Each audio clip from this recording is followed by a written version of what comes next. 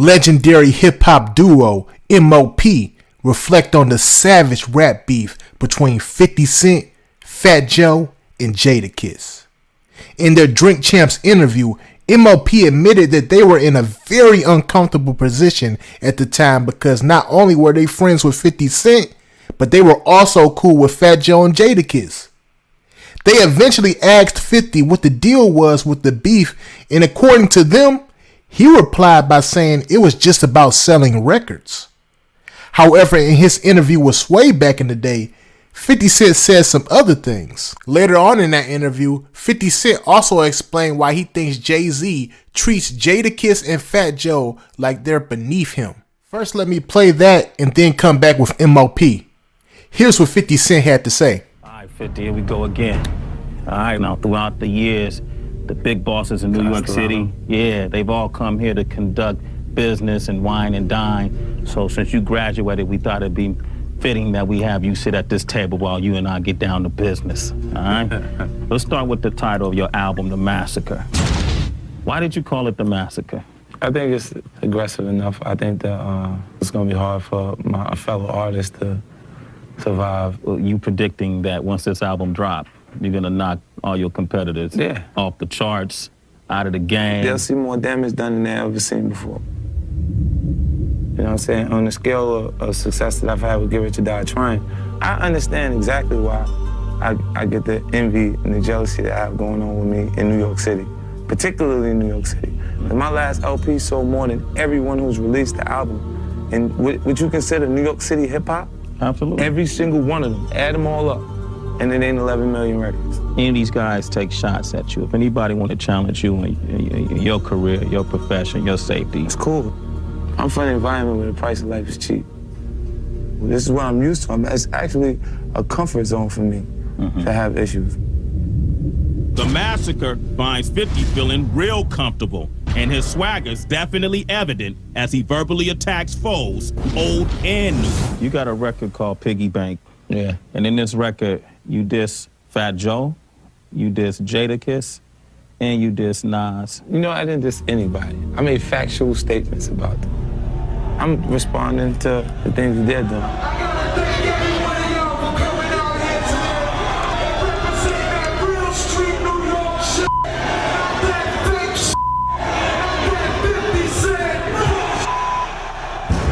So I hear everything, every little thing, things that they would probably think didn't count because it didn't do anything for their career. I still heard what you said. So what is it that you confronted on this record, Piggy Bank, concerning Jada, Fat Joe, in general? I'm responding to the things that they're doing. I mean, it's been visible. I'm from New York, and this is how we do. That song, New York, features Jadakiss and Fat Joe rapping alongside Ja Rule, whose own beef with 50 stems from an old street rivalry in Queens.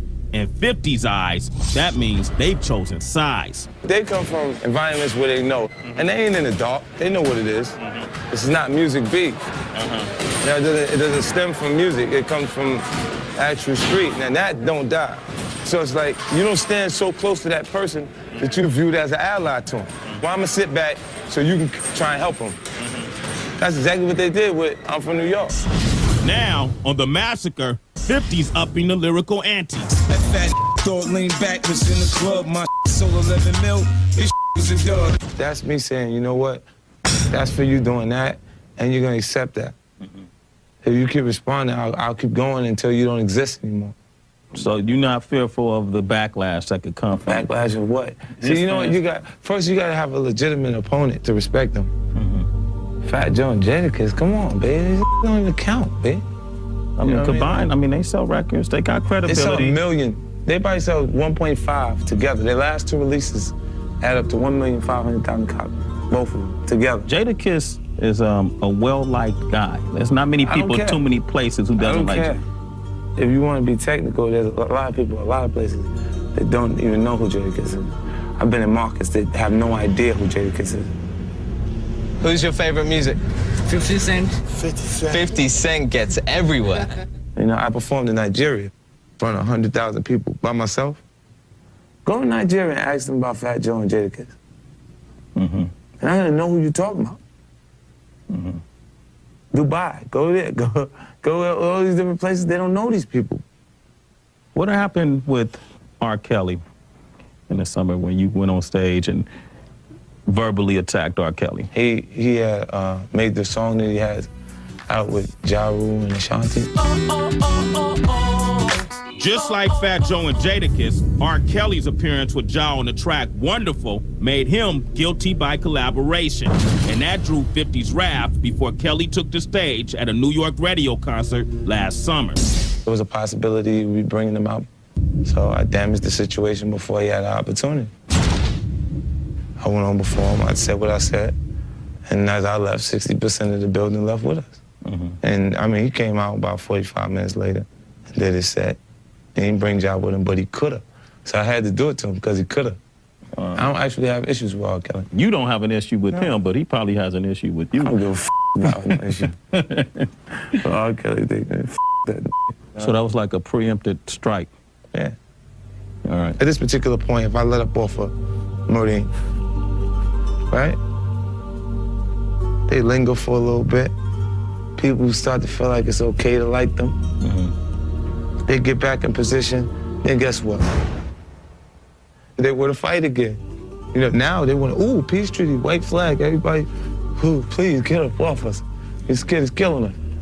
But when you let them get back up on their feet, they want to fight again. That's why I said, for me, when you begin to destroy, you should destroy completely. When do you get to the point, though, that you ignore those things and it's beyond you, or it's beneath you, so to speak, and it's like, oh, come on, man, that's a fly hitting a brick wall? Or do you ever get to that point? You know what I think their actions come from their interactions with the guy in the spot before me. That's Jay-Z. And I think Jay-Z, he doesn't mind them saying things and doing what they're doing because he's looking at him like, yeah, bum ass. You know, so he ain't saying nothing to them because he feel like they're beneath him. You know, but I got the time and energy to ruin what is left of their careers if they want to do that. Other artists, they would rather see me do bad. You know, so it kind of fuels me, though. It gives me the energy to keep working. If your records aren't surrounded by drama or beef, do you still think you have the same appeal to the consumer on the street? Absolutely. None of those issues or things that you're saying sell records. It may create gossip. It may create talk in the neighborhood. You know, if there's a possibility it could really get bad. Just because people love trouble. You know, they want to watch. They want to see it up close. It's the reason why I pick up the newspaper every day. Ain't nothing good in it. But none of my singles commercially have been those records. Okay.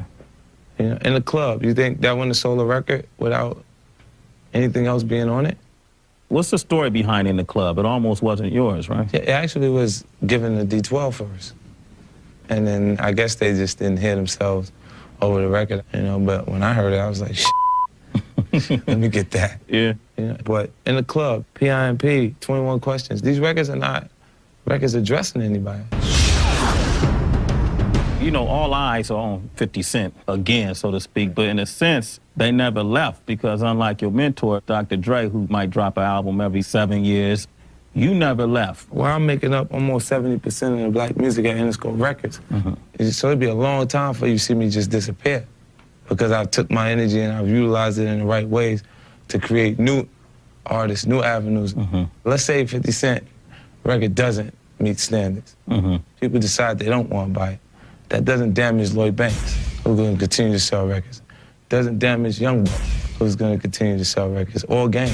But are you fearful of becoming oversaturated where people have heard you so much that it's like, oh man, another 50 Cent record? I don't believe in oversaturation. I think that counts to artists that can't continue to recreate themselves. That's 50's side of the story. Now let's hear what M.O.P had to say. Went to the video shoot link with 50, and he's telling us his plans and all of this. And he's talking and talking. I'm listening. I'm listening. I'm paying attention. But so I asked him, what was his problem with Fat Joe and Jadakiss? Right? Because he's a friend of mine. And this is the time that they beefing. Yeah, they beef. New York. And he gave me a clear answer, a straight answer. Said, I do what I gotta do to sell records, and then turn around and walk away and finish doing whatever he was doing over there. So I said, I respect him for that. You know what I mean? Right. 50 Cent had some serious conflicts back in the day, and I don't think any of it was just to sell records. 50 didn't need any help with that. Things went from the booth to the streets quick, but 50 Cent was ready for that action. Click the video on the screen right now to hear Jadakiss admit that 50 Cent wasn't scared to come to his hood alone back in the day during the height of their beef. Peace.